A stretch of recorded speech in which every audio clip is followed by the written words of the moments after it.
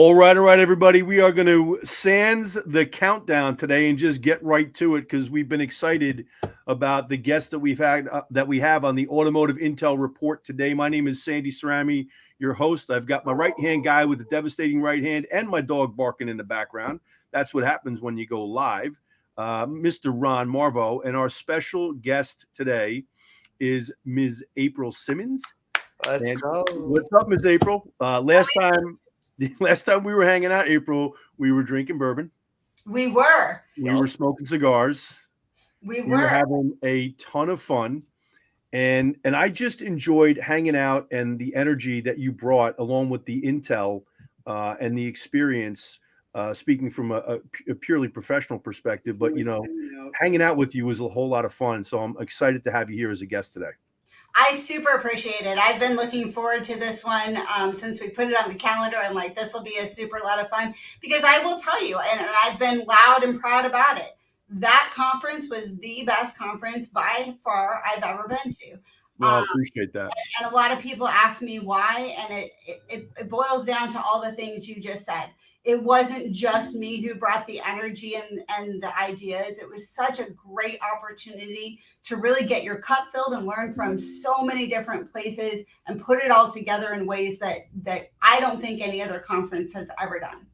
So bravo to you guys. Well, I appreciate it. I can't take the credit. It's really a collective effort on the part of a lot of folks, including the guy just below me on the screen. And certainly, my partner in crime, Scott Joseph, the CEO over at J&L Digital Marketing. But it's everybody. It's everybody that attends. It's everybody on the team, including Scott's wife, Trish, who does a tremendous job of planning and the execution, and the entire J&L team that really handles all the logistics for us is incredible. But the attendees and, those are the dealer members and also the sponsor partners make it what it is. So I appreciate that, but I can only accept on behalf of everybody that attends and that makes it happen in the first place.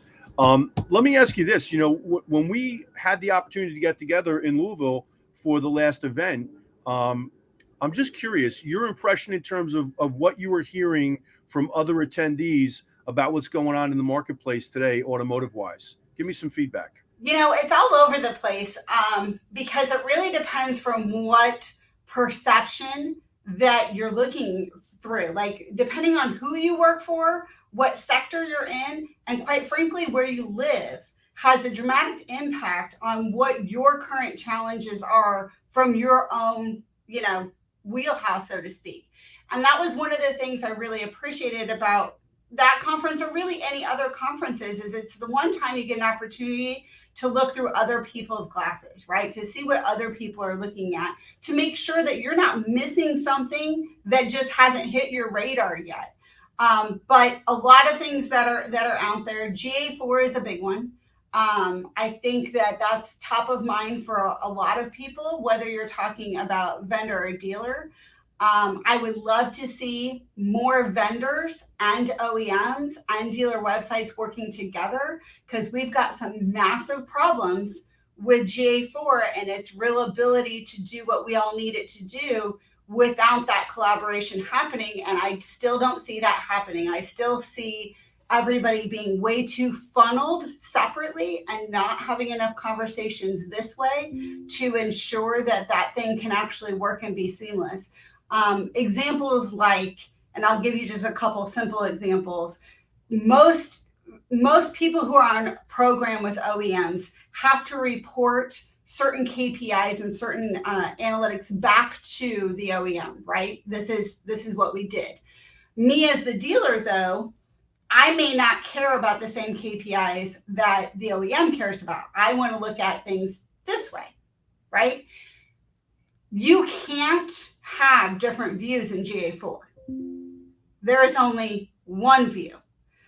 So that means we all have to agree on a standardization of KPIs. And That's where the conflict exists, as you know, and that's the great inhibitor to progress. Mm-hmm. And so that is one of the big ones to me that is a massive problem, is this lack of conversation kind of going across the board to make sure that we're all on the same page because I can tell you the first one that comes and tries to tell me I need to change my KPIs, that's what you're going to get.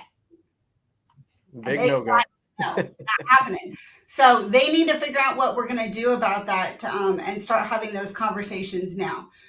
So that one's a big one. Obviously, as we are T-minus about 3 weeks and counting to FTC, that is also a big one.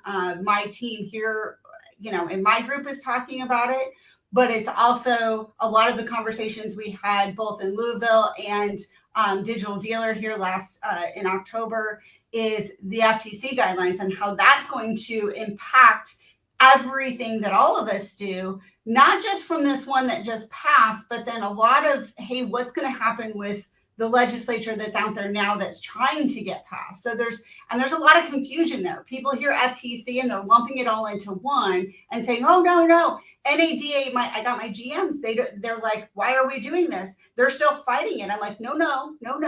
Two different things, two separate situations.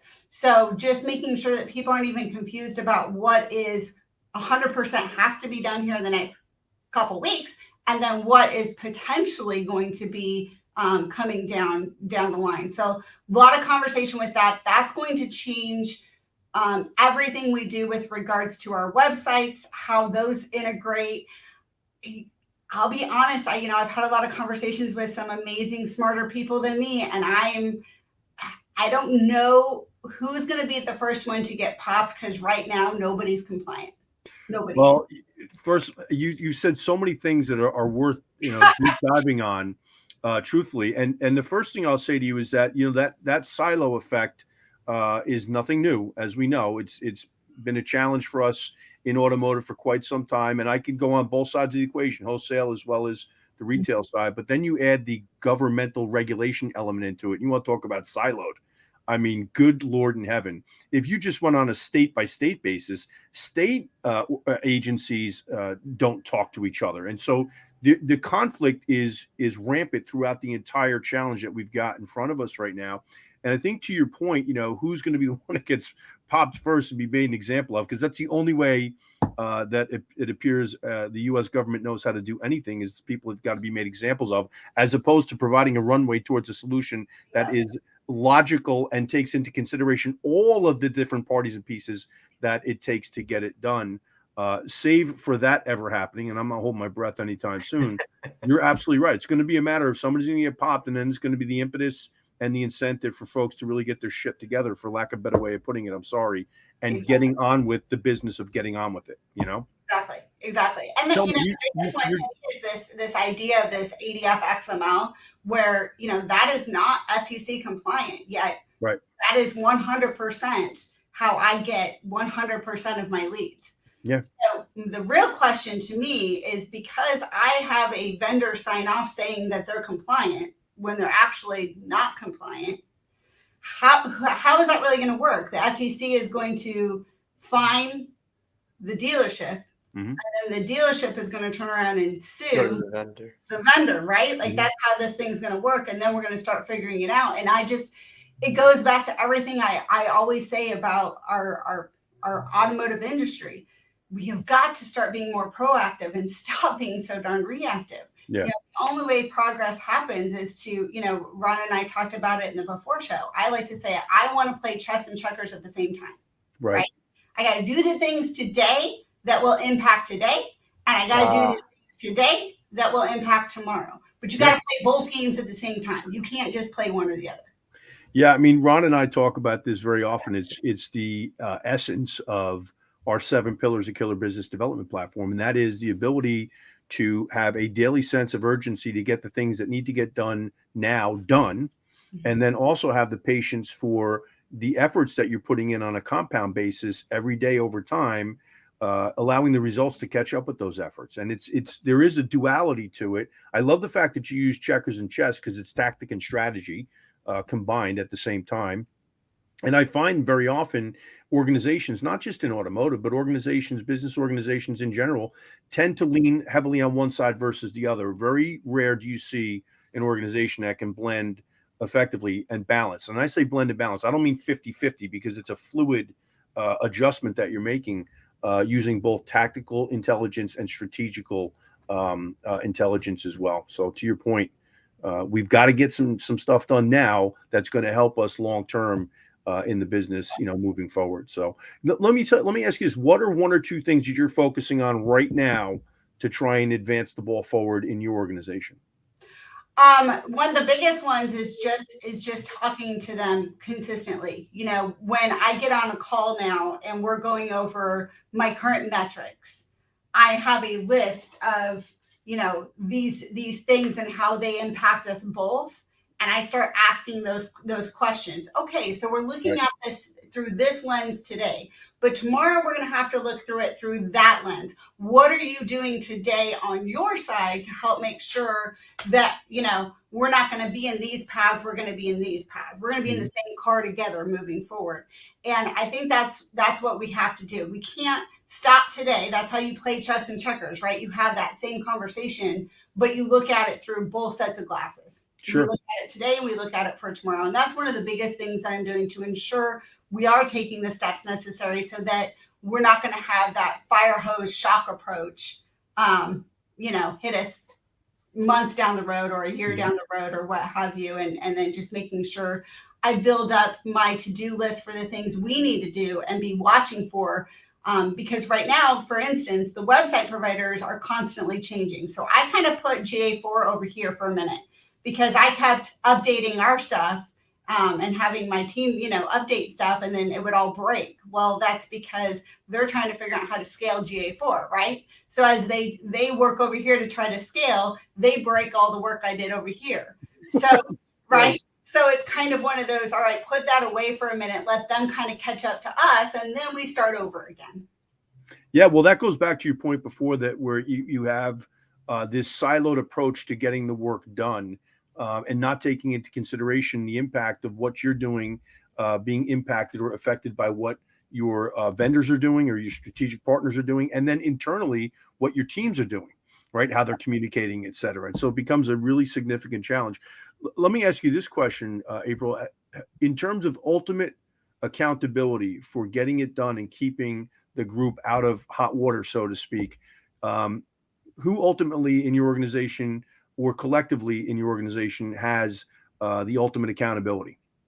So we actually have an FTC group that we created, and even within our accountability, we have different silos even for that. So previously, we had in each area there is a member in the corporate group, with the last name Horne or a Horne person who oversees a certain area, right? So somebody oversees all the impacts of like the business office, and somebody oversees all the impacts of the sales department. Somebody oversees all the impacts of the finance area, right? To ensure, and they all are in charge of kind of overseeing each of those areas. And then we've always had, like with finance, because that's such a big one and there's so many regulations and all the things have always been there. We've been a partner with JM&A forever. So they're a partner of ours that really helps make sure that my teams are trained properly and, they've crossed their T's and dotted their I's and done all those things. So that's something that we've done within our organization. When FTC got added, that now became, okay, this is something that is coming from all areas, right? This isn't just one, we can't box this out. This is everyone all the way. So now we have people within the Horne organization, myself, IT, fixed ops, we have an entire team of people to work on transitioning all the areas to ensure we're okay. And then we partnered also with a partner through ComplyNet and 700 Credit to just kind of help us, because those vendor letters alone, I mean, that's a full-time job. Absolutely. We talk with, and I know TK, Tom Klein. I've talked with Tom Klein at length about the regulatory and compliance challenges that dealerships face today. I'm a big buy on Tom Klein. I think he's brilliant. And I mean, encyclopedic in terms of his ability to walk a dealership or a dealer group through the maze of compliance and regulatory challenges that they face, and ultimately the what if scenarios, so that they understand the consequence for your inability to meet the challenge in front of you. And so, when he talks about it, I think a lot of times some of the frustration that we face in having these conversations at the dealership level is that there's a lack of either understanding or a lack of belief that it's ever going to be me that gets pinched in the process. Would you say that you see that on a microcosmic level inside of your organization from time to time? Absolutely. And I think like anything else, you have to look at it, and one thing I appreciate about Tom a lot is he's there to tell you all of the risks, but he also will help you assess what risks are really worth it or not worth it. Because, you can overinsure and you can overpay and you can go over the top, No question. right? Like to where there's this risk versus reward that you got to kind of weigh out when it comes to some of those things too. Like what is your actual risk in this area? And if it's greater than, the cost of trying to get additional insurance, et cetera, then you need to look at that. So you really got to line all that stuff out. And it's a lot. It's a lot. It is. And, It is. the other thing that I'm, going into regulations that scares the bejeebus out of me. I don't know if that's a word, but it's one I use. It is now. Ron, please, hashtag WTSD, Ron, write that. But it's this new potential regulations that the FTC is coming out with that I really, whether it's NADA, your local state governments, I mean, we need to get involved to be fighting back on this stuff, because when you start to have the federal government overseeing stuff that the state government already oversees and trying to figure out then who supersedes what, it becomes a big cluster muddy mess. And there is very nice way of putting it, April. In Jersey, we don't use that term. I know. I typically don't either, unless I'm being recorded, in which case. I like cluster muddy too. I'm writing that one down next to bejesus. Write it down. Write it down. Redefining the vocabulary with April Simmons here live. I have my own. Trust me. There's people who've said that you could do an entire dictionary of just made up words that April rolls with. Let's do it. Let's do it. Awesome. But your point is well made, April. It becomes this incredibly complex challenge to deal with state and federal regulatory requirements and agencies with different levels of control and power, and also scope, right, as well. And so there's so much overlap and there's so much conflict between the two that it does become a challenge. That's why having objective third-party counsel to walk you through that process, where that's where they specialize in something that has this level of complexity, becomes such an asset to an organization. It does. And then I think it's just, most dealerships don't do the best job of really searching on their own, right? Like going out and saying, hey, let me ask other people. Let me do my own due diligence. Let me not just get one person's view, but let me talk to as many people as I can to get their views, so that I can come together with what I think is going to work best for me at my store, in my area, in my state. All those things matter. And so you can't look at it from, one person that you like or one vendor and think that what they say is the best to end all. Yep. Right. Mm-hmm. So that is one of the biggest pieces of advice I always have is get, you wouldn't go to the doctor when they say, hey, we're going to chop your head off because that's the best thing to do. You would not go get a second opinion. Right? Agreed. So, let me ask you this, April. How much influence, guidance, and I'll say assistance are you getting at the NADA level or your state association level at this point? Do you think it's adequate? Do you think they need to do more? And if you think they need to do more, what would be one or two things that you would want them to focus on? They need to do a heck of a lot more in building their grassroots. So the one thing that I really see where they can do a better job is that these things impact everybody, not just the dealer principal and not just the general manager. They impact the janitor of the dealership, right? They impact every single person at the dealership. And yet most people have no idea any of this is going on. Most people have no idea how it could and will impact them. And most people don't even know what NADA or, in our case, AADA is. They don't even know about these things. So getting the message out to people that these things are happening and how they can get involved, I think is the number one thing I think they need to focus on is how to build their grassroots. Some people in the audience may be laughing right now. You reference like the porter or the janitor, but give a good example of how it impacts a porter or janitor in terms of the regulatory requirements right now.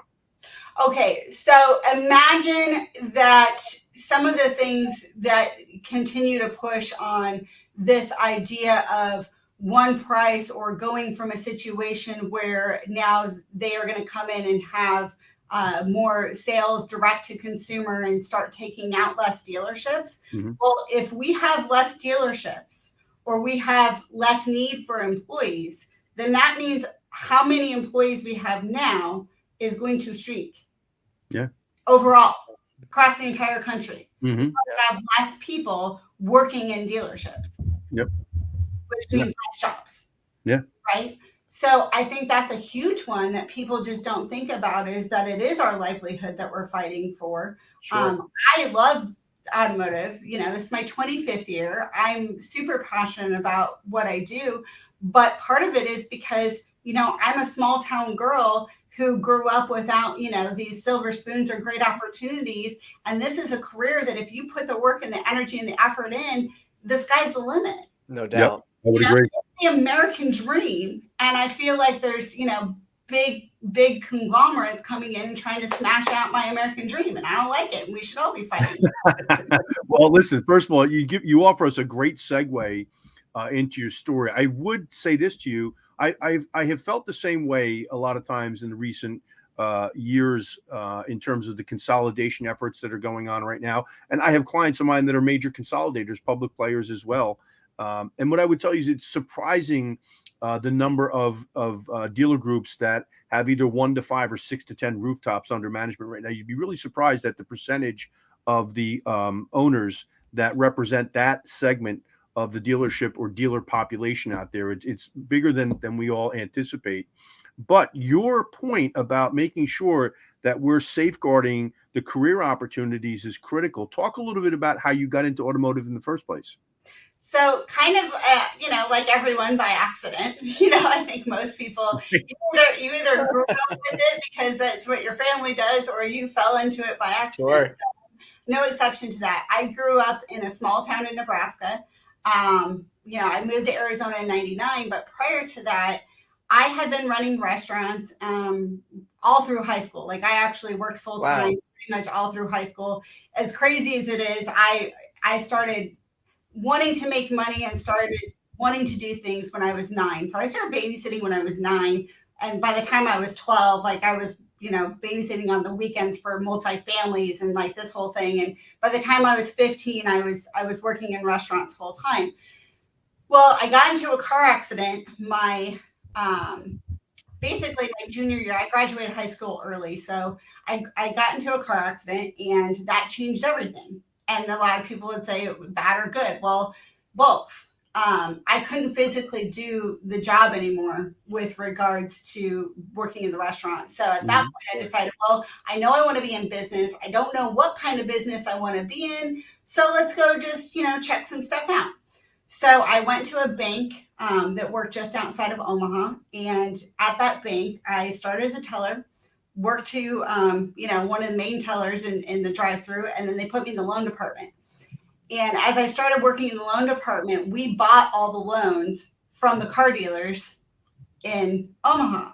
And so these finance guys, and this was back before they even faxed applications, like they showed up at the bank with stacks of applications, right? And sat down in a room together. You rehashed it live and in person. Bingo. And I would do their reserve by hand. Like it was literally done basically by hand.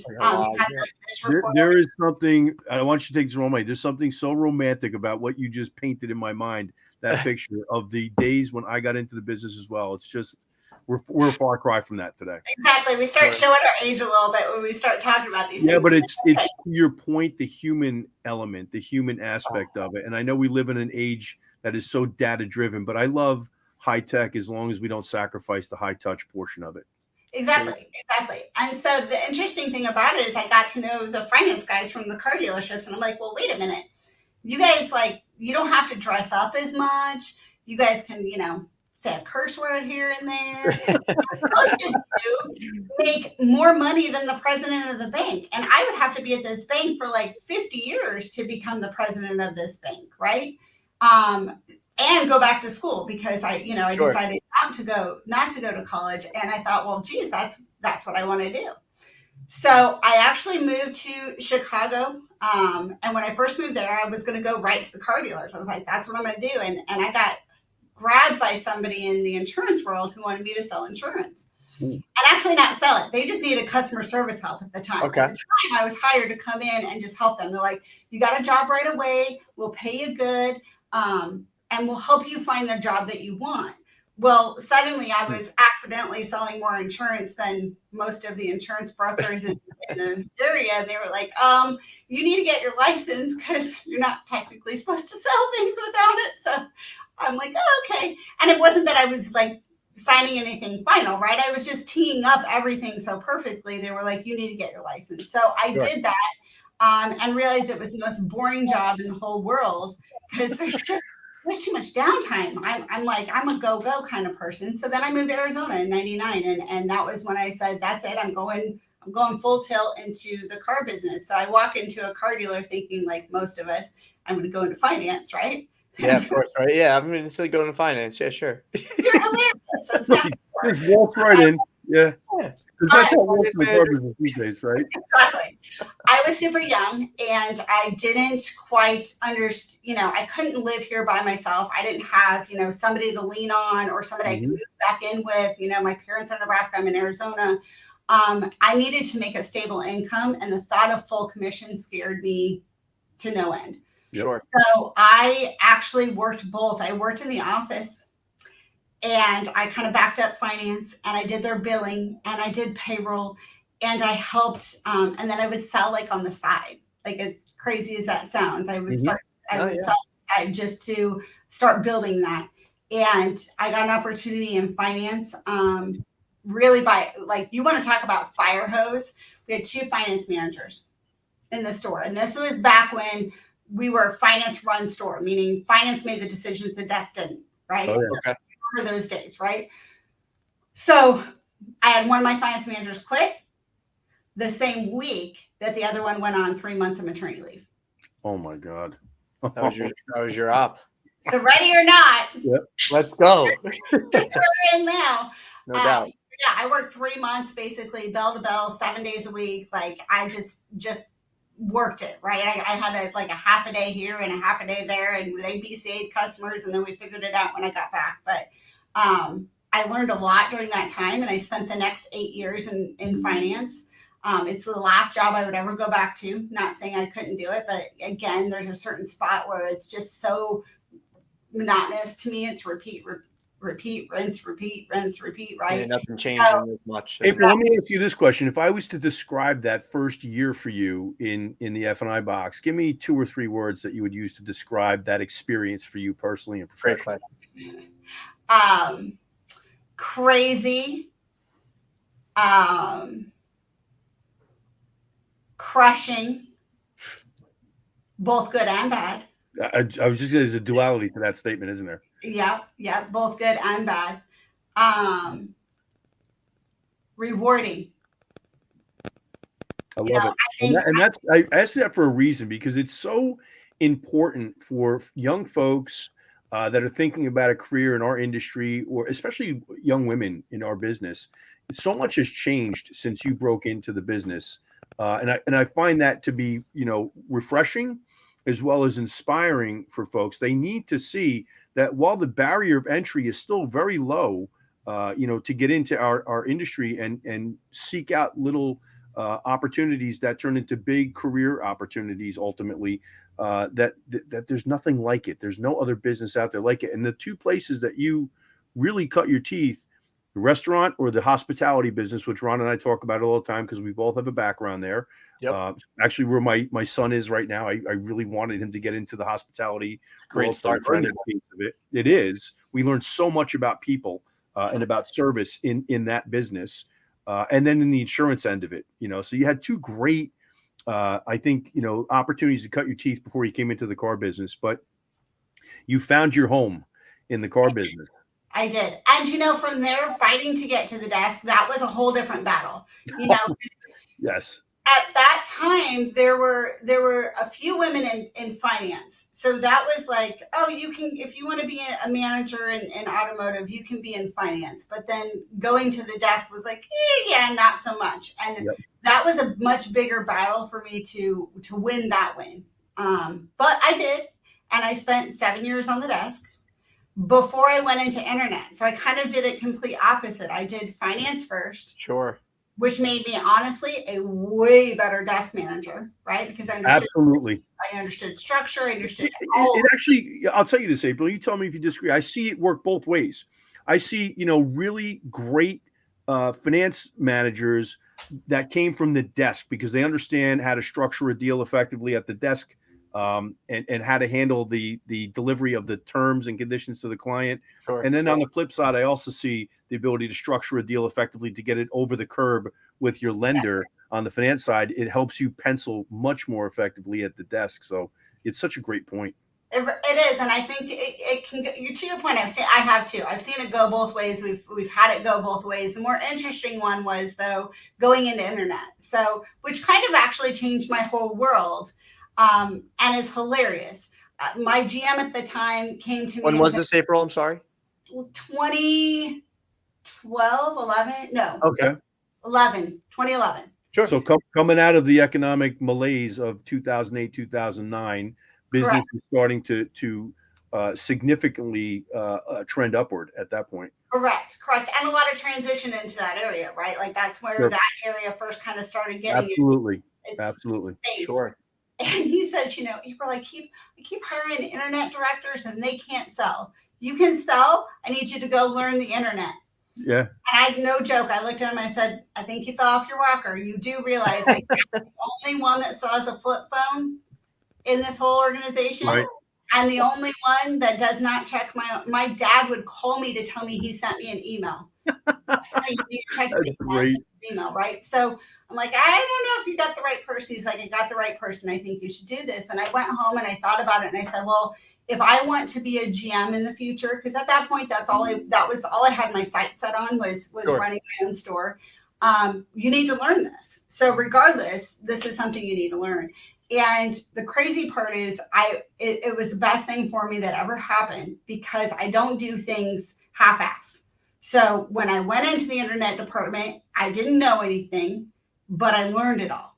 And I applied everything I knew. You go back to whether you're talking restaurant, the bank, insurance, whatever job I had, you have a process. And I took everyone asked me, April, what's your secret sauce? I said, it's easy. I took the retail process that's been tried and true forever, and I applied it to internet. And they're like, well, how did you do it? I was like, same thing. You still got to build rapport, still got to sell yourself, still got to sell the dealership. You're just doing it this way or this way, right? No difference. Still got to do all those things. Absolutely. And that's all I did. And then from there, that's when I really started learning about the marketing side, right? I knew nothing. I don't have a marketing degree. I never was taught by anybody or anything. I just started asking vendors. I took my days off and I would go to the, if anyone was having a round table or a training session or anything, I went to all of it. I did everything that I could absolutely do to learn it, so that I could make more money for my team and my store and move forward. And as I transitioned and I got to a place where I ran, and I have run a store and I've done all those things, I realized I can make a bigger impact in a corporate place where I can help my general managers who don't know what I know. And it's no fault of their own. It took, most of them just don't understand marketing. So the marketing guys come in and tell them what to do, and they don't understand the dealership, right? So you've got this, it's almost like I call myself the translator, right? You've got this guy over here talking language, this guy over here talking this language, and I come in and kind of help pull that all together and then learn all the other stuff. So April, think about traditionally what the decision was when we would, put somebody in the internet department or in the BDC. It was, well, they know computers, they know technology, they know data. I know Control-Alt-Delete. Right. And so your success was because you understood the business of the business, right? The people of the business. And so when the transformation that's occurred over the last, I'm going to say 7 to 10 years, has been that we understand technology as a force multiplier, not the force itself. The Bingo. force itself is still the people, you know. 100%, 100%. And still, anything that you ever hear me say, I really get frustrated when we start trying to talk about the people don't matter anymore. The people will always matter. I don't know if you recall, but we had a conversation about business bourbons because we also both had a couple of bourbons at that point, but we talked about the importance of people. Yeah. You referenced that, and it was one of the things I loved, the point that you made in just a casual conversation that speaks right to what you're saying right now. Exactly. And that's still what will always matter. People buy from people they like. People buy from, and in car business, I find this is one really interesting thing about buyers. Buyers sometimes need approval to buy. Uh-huh. Right? They need the justification. They need somebody to tell them it's okay. And I know that sounds really crazy and bizarre, but it's one of those, like, the whole wants versus needs versus all of those things. There's still a reason that people come in and 80% buy something else than what they intended to buy when they came in. Technology has not changed that one No. bit. And to your point, April, you raised such a great point. It's something that Ron and I discuss all the time. It is the core, the essence of our program, the seven pillars of killer business development. That is that our goal in working with people is always to gather and share all the information that we need to help them make the very best decision possible for them. It's what they seek. Most people have a fear of making a mistake or being embarrassed because they made a bad decision. And our goal in working with people is always to help them to make that best decision possible. It speaks to the point you're trying to make. Exactly. And that's 100% dead on. And going to be in the next year, in my opinion, the most important thing, we Say it again.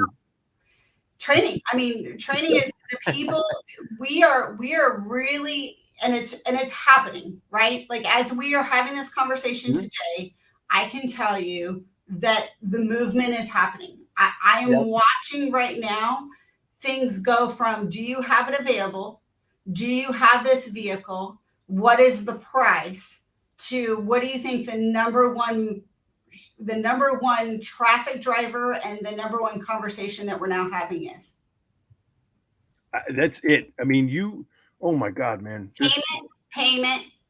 Yeah. Payment. Yeah, it means they're shopping again. People We're are looking shopping. at inexpensive used cars. Yep. Right?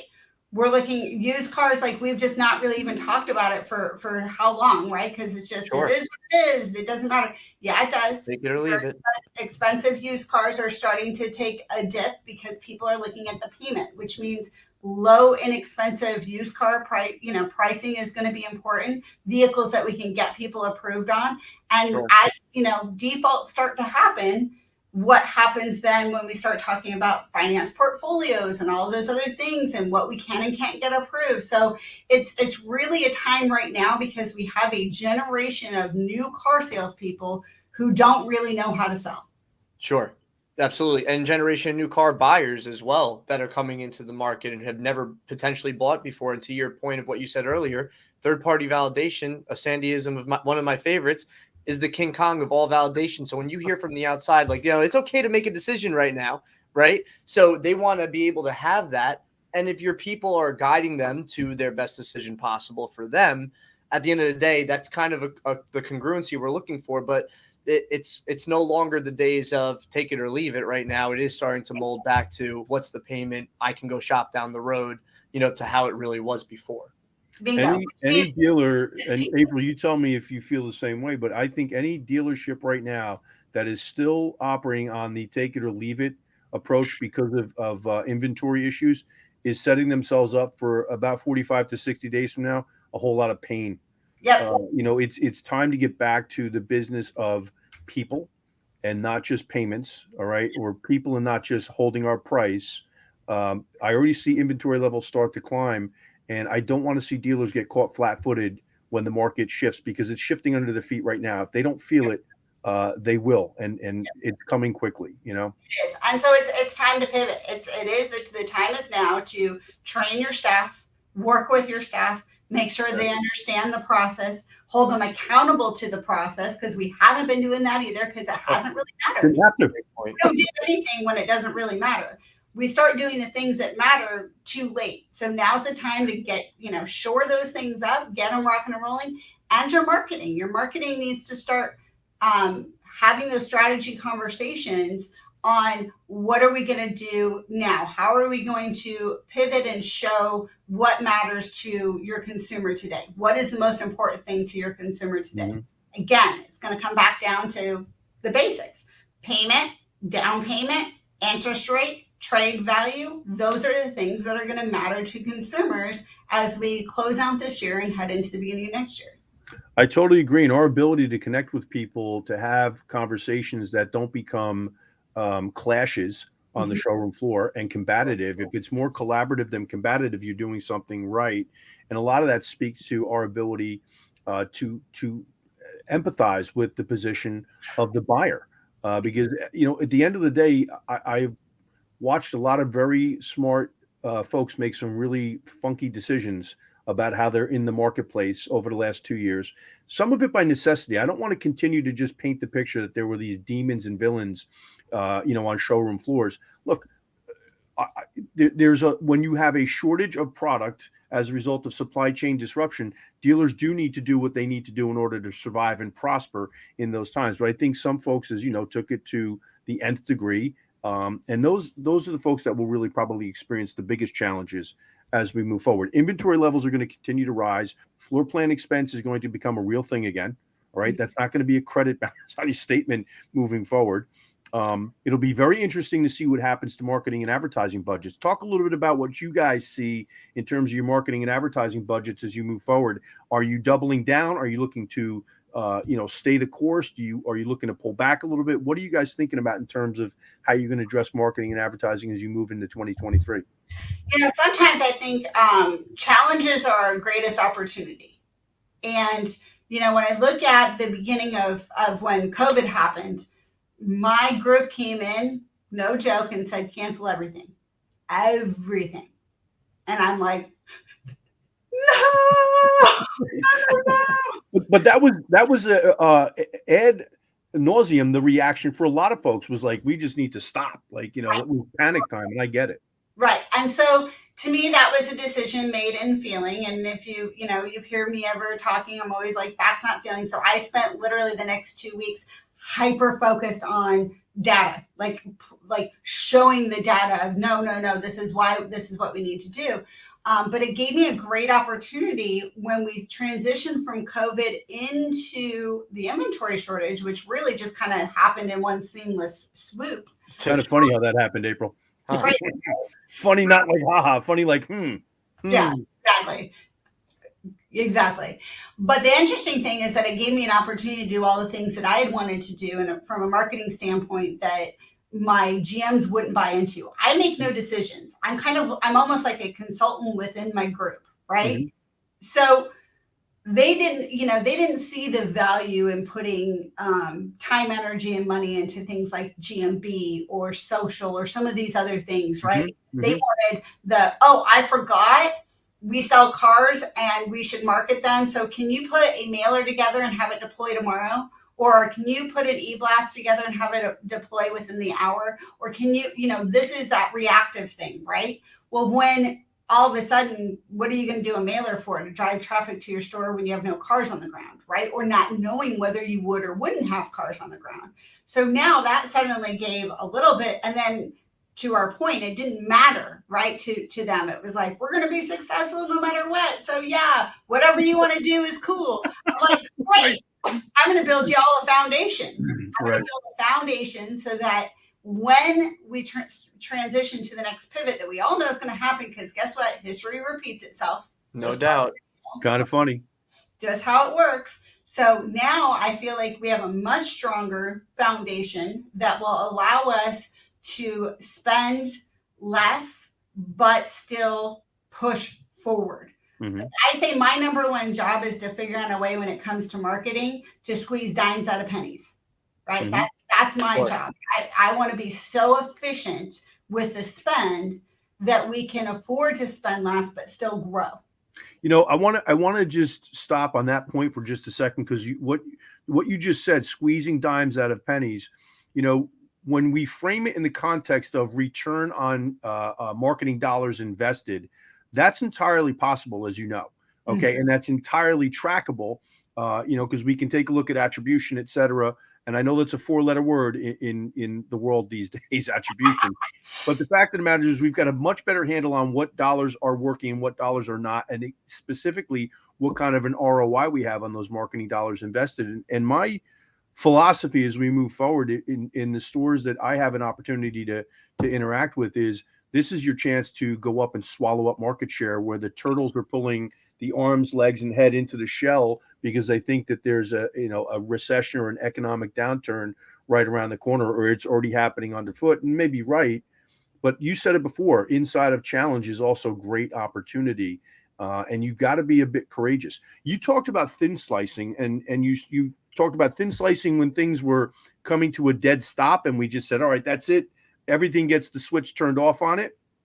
And then the thin slicing on when all of a sudden business just exploded, and it was like, do whatever you want. And that, the fact that you talk about it from an emotional perspective, where you just, the facts versus the feelings, you've got to have that ability to see what the bigger picture is going to be. There's so many lessons that we learned over the last 2 years. Now, I know that wasn't the intent of the geniuses that were in charge globally making all these decisions, was to teach us these lessons, but the smart folks paid attention and have made notes and are making adjustments as they move forward, based on what they've gone through the last 2+ years. Bingo. The hardest part is going to be the customer base and the staff that have not experienced a historical time of this kind of transition. Yeah. That if we're going to have a massive who moved my cheese moment, right? Like, we're going to have to really help them see that they can still do amazing things and be amazingly successful. They're just going to have to do things that they haven't had to do over the last couple of years. I'll tell you, I don't know if they intended it when that book was written, but that is the most omnirelevant book ever, because the only thing that we get from a constant perspective is that change piece of it. And so we're going through it right now. I really, who do you watch, April, in the marketplace? And we're going to name drop here. Just, it doesn't matter. But who do you watch in the marketplace that influences how you're thinking and how you're seeing things out there? People that you have respect for, or people that you look at and say, maybe, that's not the way I want to be doing it. And you don't have to acknowledge which side of the coin they're on, Sure. but who are you watching in the marketplace today?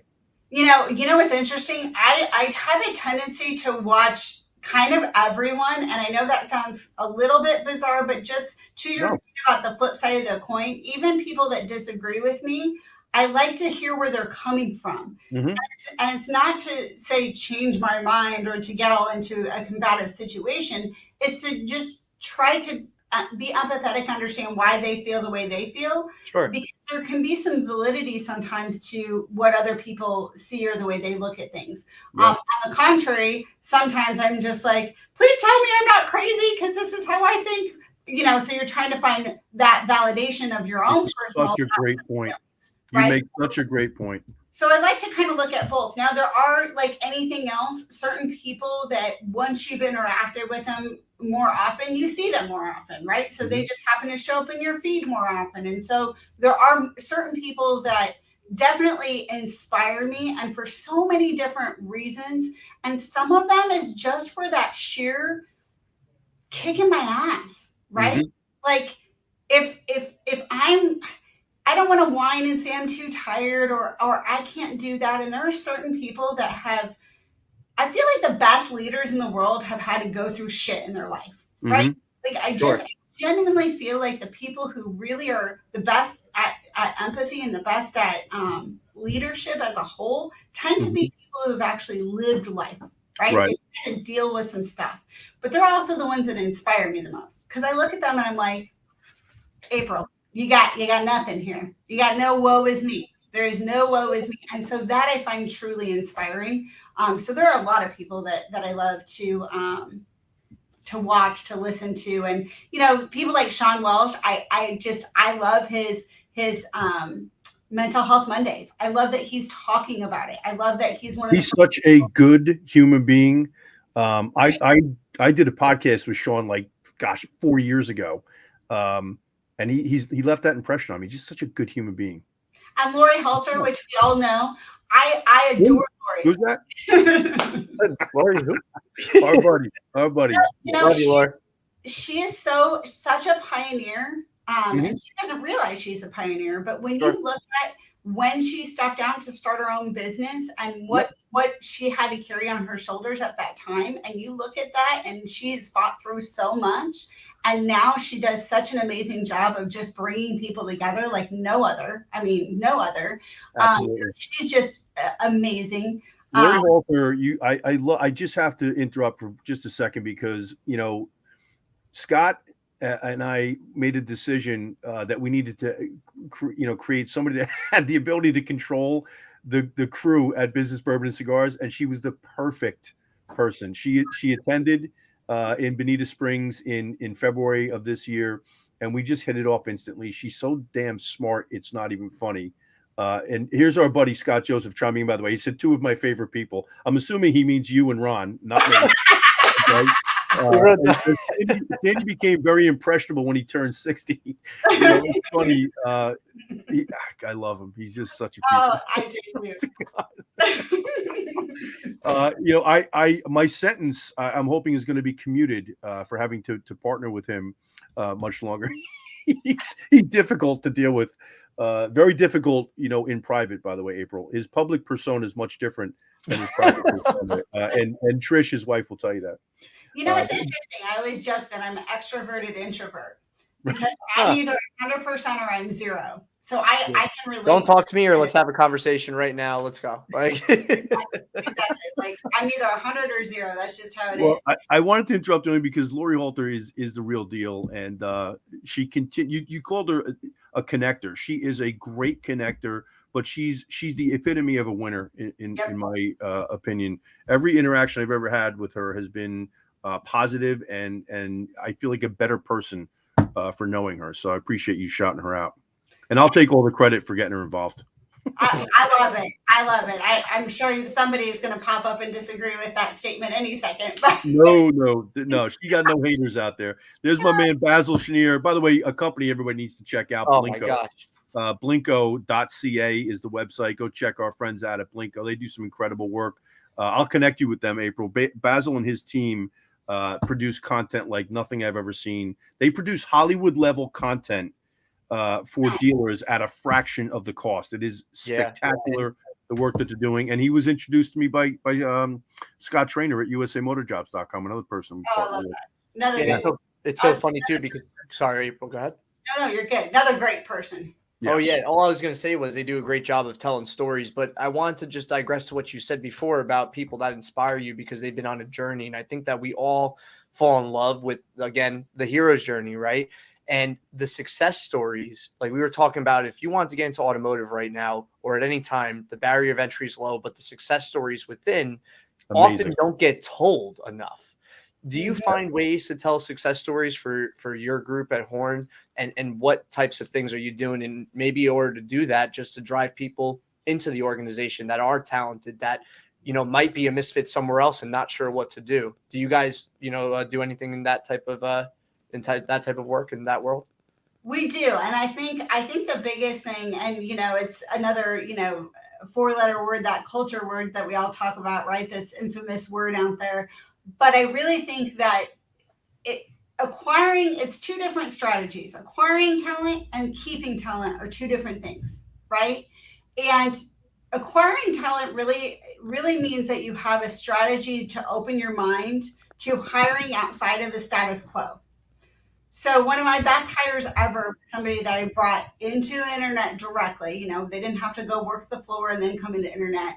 He knew nothing about selling cars, but he was a door-to-door salesman traveling door-to-door salesman, right?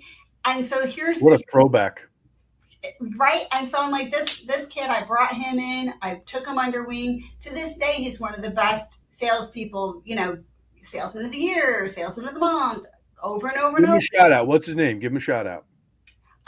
He'll know this. I'm just going to call him my unicorn because he actually doesn't work for my group. Okay, I got you. We did such a great job with him that he's Come now back, unicorn. Come back. on a management trajectory. Like he's That's so great to fantastic. hear.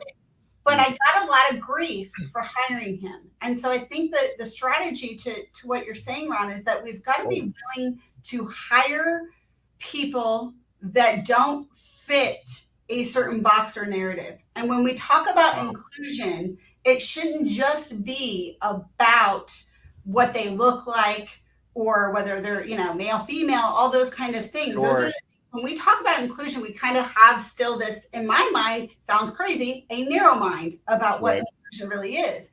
I think we also need to consider in our hiring, giving people opportunities that maybe don't have the experience that fits a narrative that we think is automotive. Yep. Sure.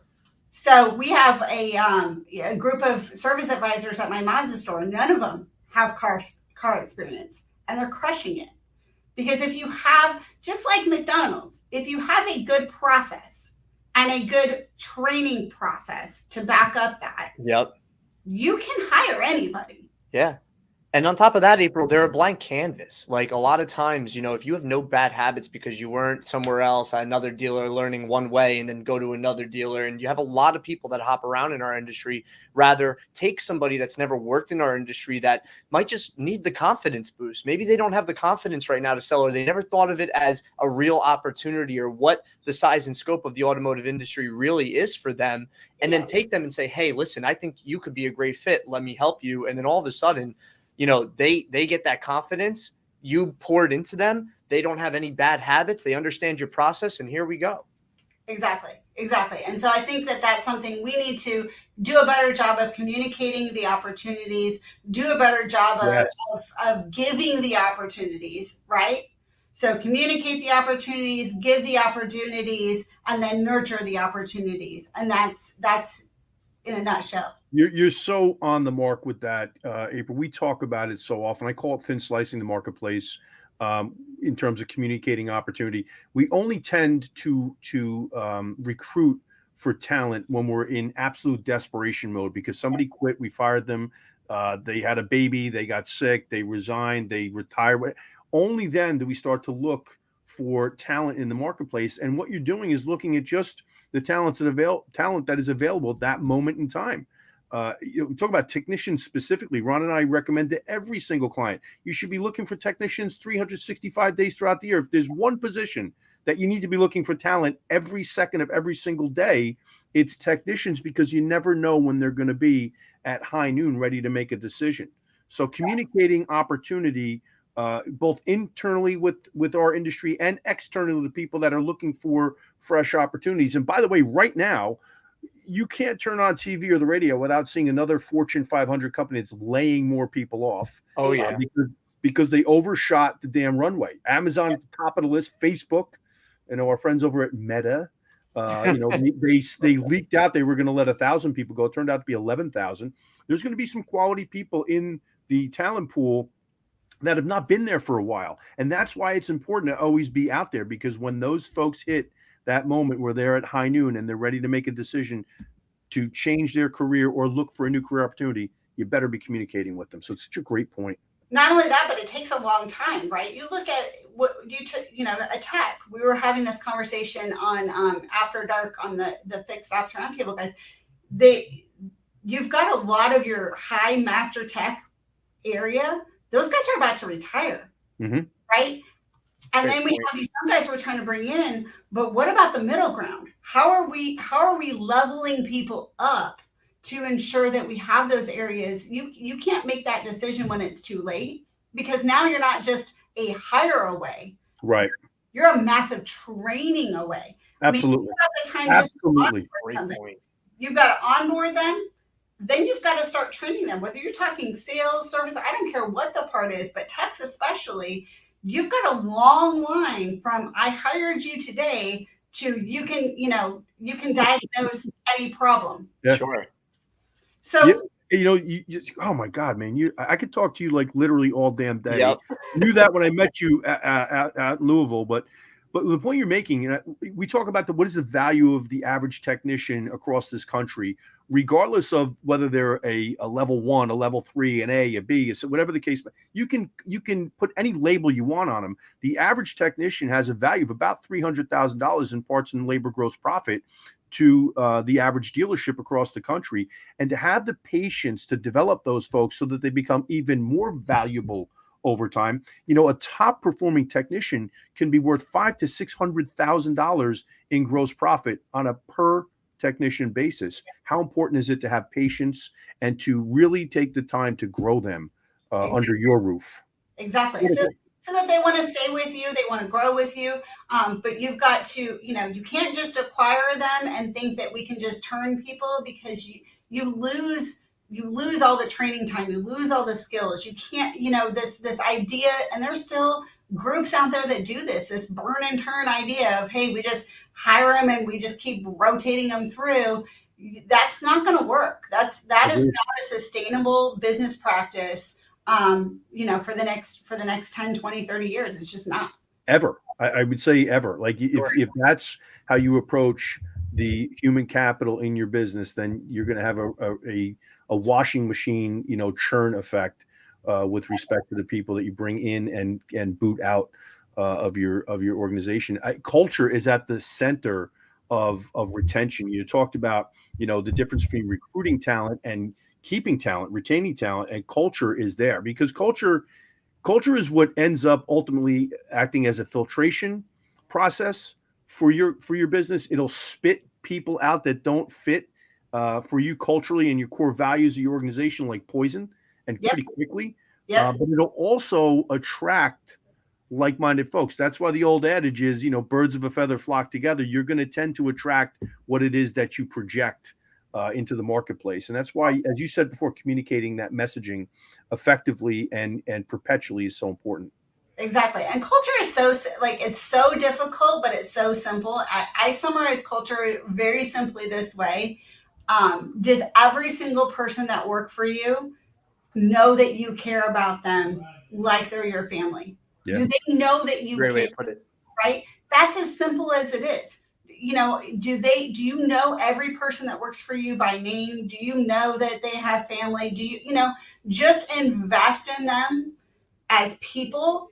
And that is the easiest way to create a solid foundation of culture. It doesn't have to be bigger than that. It's not about ping pong tables. It's about caring about. Thank you. Beanbag chairs and ping pong tables and the Slurpee machine in the conference room. No, it's reciprocal too. Yeah, it's reciprocal too, April, in as much as if you're going to deliver that level of care for your people, you have to demand that they care equally in return. It's got to go both ways. And so for the folks out there that, take that for granted, that's where culture spits them out like poison. And that's the point I was making before. If they don't fit your culture and you've got good, strong culture in your organization, it spits the wrong people out like poison. Yep. There's that reciprocal level of accountability and care. Listen, we're coming up. We're actually over the hour. I could keep going with you all day. I know. I have notes too that I was like, okay, don't forget to talk about this. I'm like, geez. Well, so listen, we got a couple of minutes here. What's one or two things that you wanted to talk about that we've got to get to? I want to make sure that we give you that opportunity. So go ahead. Please. I think the biggest thing is people coming into this business, whether male, female, but people are competitive. So no matter what, don't expect your manager or your peers to help you climb the ladder. You are responsible to climb your own ladder, and it is absolutely atrocious to think that you cannot self-educate. There's this thing called Google. There's nothing you can't find in a YouTube video. Do not wait and let it be an excuse that you're not successful because you don't know. There's too many things out there. So self-educate, and you will climb that ladder a lot faster. Don't wait for somebody to pull you up.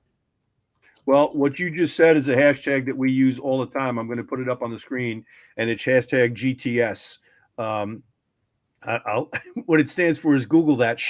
And you don't know. It's what I say to my kids all the time. When I was paying for their phone bills, they would come to me, they'd have a question about something. They say, well, did you look it up? Have you done any research? Go Google that and figure it out for yourself. It's so critically important to take responsibility for your own career path.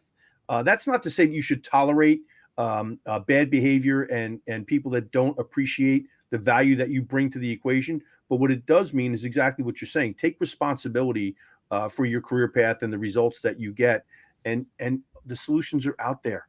Exactly. You just need to be willing to go out and seek them. Seeking or finding is reserved for those who seek, as Jim Rohn used to say all the time. I love that. What else?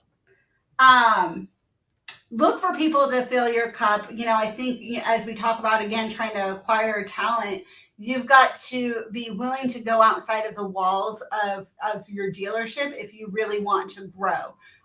Because again, I try to train people to treat people the way they wish they were treated, not necessarily the way that they were, and that you should always be trying to hire and train your replacement. But unfortunately, that just doesn't always work, right? So at the end of the day, you also need to seek the people that fill your cup, which will help you to press forward on those hard days. Because let's be honest, the car business has hard days. Like, we can sit here and sugarcoat it all we want, but it has hard days. And so what are you doing to ensure that you can get past those hard days? And it's looking for those people to fill your cup, whether it be following people on LinkedIn or getting to meet those people. I've got Kaylee Filio and Wendy Reeves who live in my yes. Right? We get to go. I get to work with them and have conversations. Go hang out. Yeah. Go camping with them. These are people I met on LinkedIn, right? So find ways to get your cup filled. Sean Armour, right? I don't know if you guys have met him. I know who Sean is. Yeah. Amazing. Just an amazing, absolute human. So find other people that help fill your cup to make your hard days more palatable. I think that's also super important. Let me ask you a question off of that, April. What would you say to the folks out there that may have a career kind of end result in their head, whether it's realistic or not, or it's something that they really feel is a dream, let's say, whatever the case may be? What would you say to the more introverted people who maybe lack the confidence to go seek out those people? Was that something you ever dealt with? And then is there any advice you'd give to those folks that might be in a career path right now that doesn't fit them and what they might be looking for? They're just not sure how to get there. Would you say, are there certain ways that they should be reaching out to people? Yes. So first of all, introverted people typically have a better way of communicating via email or text messages. So when you look at social platforms, they're fantastic for them. They may not jump on a video like this and do what we're doing and communicate that way, but they're much more likely to ask a question on, comment on a post or something of that nature. So I think there are ways that they can still search and communicate in those ways that help them. But again, it goes back to GTS. I think, honestly, introverted people, you can go, you can Google anything and find a YouTube video, right? That's right. If I am feeling like, hey, I just had this problem, trying to get somebody to buy into a situation, and is this a me thing? Is it a them thing? Am I just having an off day? Do I need to be motivated? Like, you can literally find anything to help you out. So go find, a general manager and what was their story? What was their path? More than likely it's out there. It's, if you Google it, it's probably. So look at what they did and understand the one thing about automotive is there is no path from here to here. Like, there is not spaghetti. It's spaghetti. Right? It does this. Everybody, if you ask 100 people, you get 100 different stories. That's why we like to ask that. We like to ask that question. What is your story? Because nobody's is exactly the same. Oh yeah. So everybody's got one. Everybody's got one. Mm-hmm. I love that. And one that's willing to worth sharing for sure. Exactly. Love it. Exactly. What else you got on your list? That's the majority of it. And then just don't have fear. There is one thing. That's so good. If I was to look back, when I was younger, my management put fear into me. And when you're a mom and, you're responsible for everything for your family and you're the breadwinner and you do those things and they put fear into you, fear festers. And it is the biggest blocker that there can be. But the one thing about automotive is if I leave here tomorrow, if they fire me tomorrow, I have a job tomorrow. Why? Because I work hard, right? And as long as you work hard and you're willing to put in the effort with a good attitude, You will find a home. automotive, you will always have a job. You will always have the Absolutely. ability to have a career. Sure. So there's no reason to have fear in your mind or your heart. Just do what you I think love is it. best for you. I love that. It's so true because they use fear to try and control you, Yep. right? To make you feel as though you don't have options. And the truth of the matter is when you conquer fear, freedom is on the other side. You know, Exactly. and that's what we're talking about. You know, it's a liberating experience. It can be difficult as hell. It can be painful. It can rob you of some of your self-confidence along the way. But getting through it and getting to the other side is what it's all about. And on the other side of that is freedom, as I said. So I think those are such great points. I genuinely, I can't believe we've gone an hour and 10 minutes. Like I'm blown away. This I has been know. so unbelievably lightning fast. It is good to see your smiling face as always. I'm so happy that you came to Business Bourbon and Cigars, and I hope you're going to keep coming back. As a matter of fact, let's make sure Here you go. You want to see I have 4 stickies on my computer. What is that? God. Read that one? Register PB&C March 7th. I love it. I love it. I love it. Yeah. Well, we've got it coming up. I mean, Scott and I were just down in San Antonio a couple weeks ago, and we finalized all the details logistics-wise at the location. It's going to be March 7th through the 10th, 2023 in San Antonio, Texas at La Cantera Resort and Spa. An amazing place, a real level up for us, you know, in terms of where we've been in the past. So the facility and the grounds will not disappoint anybody. I tore up the golf course. I broke the course record there, which was, I believe, was 60, and I only took 8 holes to get there, which is to say my golf game stinks. But I unlike Scott Joseph, count every stroke. Scott, on the other hand, likes to use the foot wedge, doesn't like to count it as a stroke. So I caught him a couple of times. Getting creative with his scorekeeping. But the truth of the matter is he's a pretty good golfer, and it killed me to have to tell him that, but he really is a pretty good golfer. But we're looking forward to it. So if you haven't registered, it will sell out. It always does. I don't believe we've got any slots left for sponsor partners. That has sold out as well. We do have 2 slots open for folks if they do want to inquire about a trial for a sponsor partnership.